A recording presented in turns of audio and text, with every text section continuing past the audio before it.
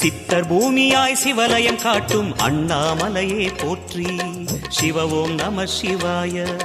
பக்தர் நெஞ்சினை சிவமயமாக்கும் சிவபெருமானே போற்றி. ஹர ஓம் நம சிவாய.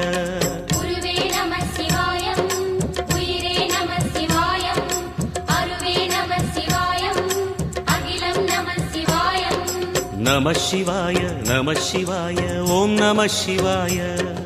நம சிவாய நம சிவாய ஓம் நம சிவாய.